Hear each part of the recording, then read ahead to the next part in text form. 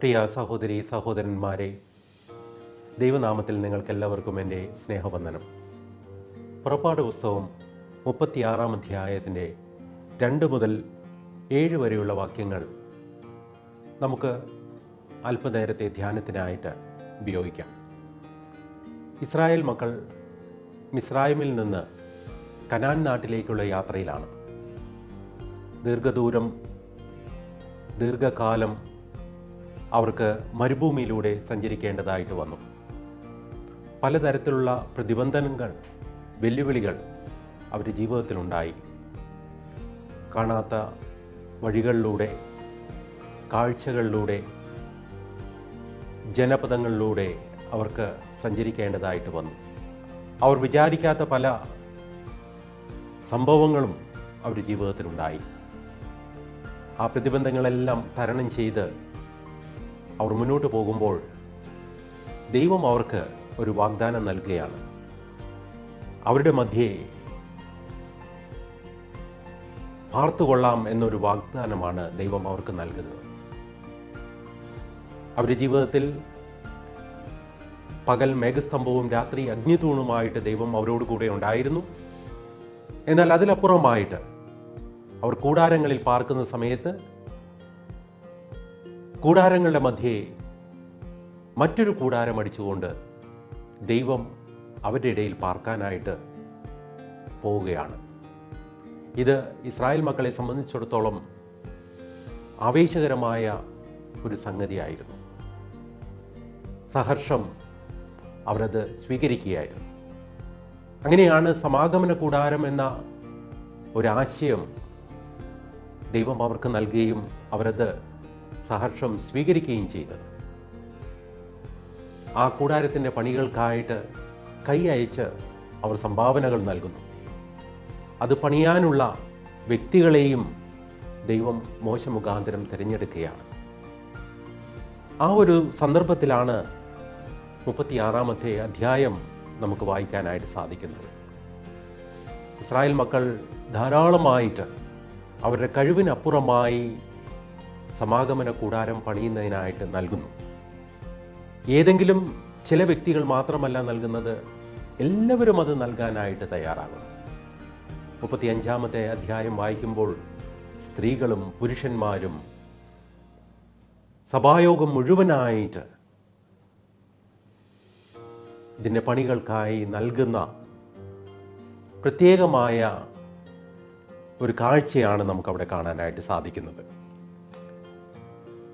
സാധാരണ ജനങ്ങളും ജനങ്ങളുടെ നേതാക്കന്മാരും അതിന് നൽകുന്നു. അതായത് സമാഗമന കൂടാരം പണിയുന്നത് എല്ലാവരുടെയും ആവശ്യമായിട്ട് അവർ കണക്കാക്കുകയും അതിൻ്റെ പണികളിൽ പങ്കാളികളാകാൻ സ്വമനസാലെ അവരെല്ലാവരും തയ്യാറാവുകയും ചെയ്യുന്നു. അതിൽ നിന്ന് ഒഴിഞ്ഞു നിൽക്കാൻ ആരും ശ്രമിക്കുന്നില്ല എന്നതാണ് ഏറ്റവും പ്രധാനപ്പെട്ട കാര്യങ്ങൾ. ഒഴികൊഴിവ് പറയുവാനായിട്ട് പല കാര്യങ്ങളും ഉണ്ടാകാം.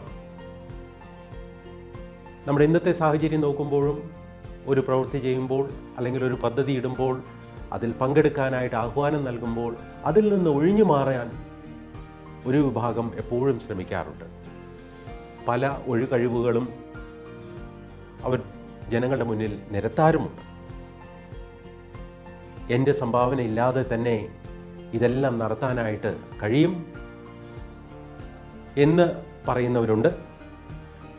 ഞാൻ എളിയവനല്ലേ, എൻ്റെ സംഭാവന ഇല്ലാതെ തന്നെ ഇതെല്ലാം നടത്താനായിട്ട് കഴിയില്ലേ, മറ്റുള്ളവരെ അപേക്ഷിച്ച് എനിക്ക് എന്ത് നൽകാനായിട്ട് കഴിയും എന്ന് പറയുന്നവരുണ്ട്. മറ്റു ചിലവരുടെ മുൻഗണനകൾ ഈ പദ്ധതി ആയിരിക്കില്ല, മറ്റു പലതുമായിരിക്കും. എന്നാൽ ചിലരാണെങ്കിലോ നേതൃത്വത്തെ കുറ്റം പറയാനാണ് ശ്രമിക്കുക.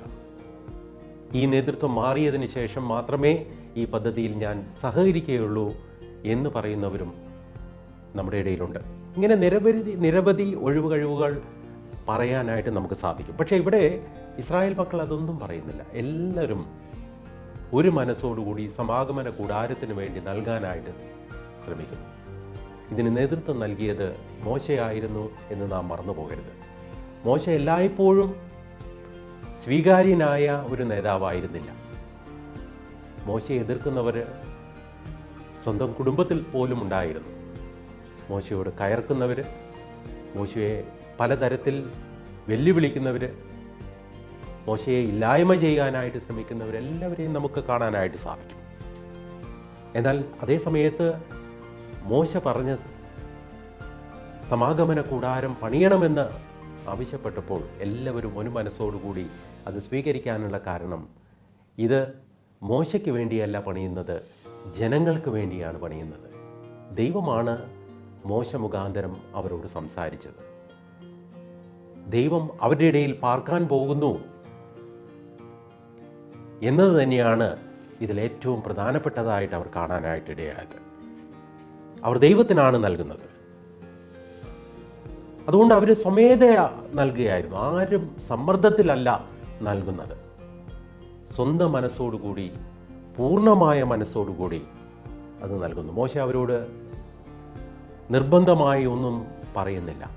പക്ഷേ സ്ത്രീകളും പുരുഷന്മാരും പൂർണ്ണ മനസ്സോടുകൂടി സമാഗമന കൂടാരത്തിൻ്റെ പണികൾക്കായിട്ട് നൽകാൻ തയ്യാറാകുന്നു.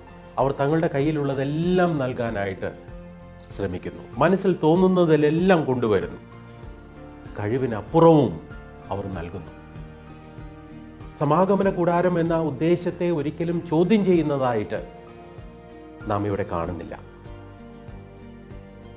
ചോദ്യം ചെയ്യാൻ നിരവധി കാരണങ്ങളുണ്ടാകാം. കാരണം ഇത് താൽക്കാലികമായ വാസസ്ഥലമാണ്. അവർ സ്ഥിരവാസത്തിനായിട്ട് വാഗ്ദത്ത നാട്ടിലേക്ക് പോവുകയാണ്. അതിനിടയിൽ താൽക്കാലികമായ ഒരു വാസസ്ഥലമാണ്. അത് പണിയാൻ ഇത്രമാത്രം പണം ചെലവഴിക്കേണ്ട ആവശ്യമുണ്ടോ, ഇത്രമാത്രം വസ്തുവകകളുടെ ആവശ്യമുണ്ടോ, എല്ലാം ചോദിക്കാവുന്നതാണ്. പക്ഷേ അത്തരത്തിലുള്ള ചോദ്യങ്ങളൊന്നും ആരും ഉയർത്തുന്നതായിട്ട് നാം കാണുന്നില്ല.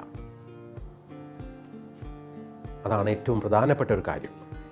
ജനങ്ങൾ ദൈവവുമായിട്ട് നേരിട്ടൊരു ബന്ധമുണ്ടാകുവാനായിട്ട് സമാഗമന കൂടാരം വഴി അവർക്ക് കഴിയുമെന്ന വിശ്വാസമായിരുന്നു. ഇന്ന് നമ്മെ നയിക്കുന്നതും ഇതേ ദൈവം തന്നെയാണ്. സമാഗമന കൂടാരം എന്ന് പറയുന്നത് നമ്മുടെ ഇടയിൽ തന്നെയുണ്ട്. ദൈവരാജ്യത്തിൻ്റെ കെട്ടുപണിക്കായിട്ട്, സമൂഹത്തിൻ്റെ നന്മയ്ക്കായിട്ടാണ് നമ്മെ എല്ലാവരെയും ദൈവം ക്ഷണിക്കുന്നത്. ഈ സമൂഹത്തിൻ്റെ കെട്ടുപണിക്കായിട്ട് ദൈവരാജ്യം ഇവിടെ സ്ഥാപിക്കുന്നതിനും അത് വളർത്തുന്നതിനുമായിട്ടാണ് നമ്മെ ദൈവം ക്ഷണിച്ചിരിക്കുന്നത്. ആ ക്ഷണം പൂർണ്ണ മനസ്സോടുകൂടി സ്വീകരിക്കുകയും പരിപൂർണമായ ഒരു സമർപ്പണം നമ്മുടെ ഭാഗത്തു നിന്നുണ്ടാകുകയും ചെയ്യുന്നത് ഏറ്റവും അത്യാവശ്യമായ കാര്യമാണ്.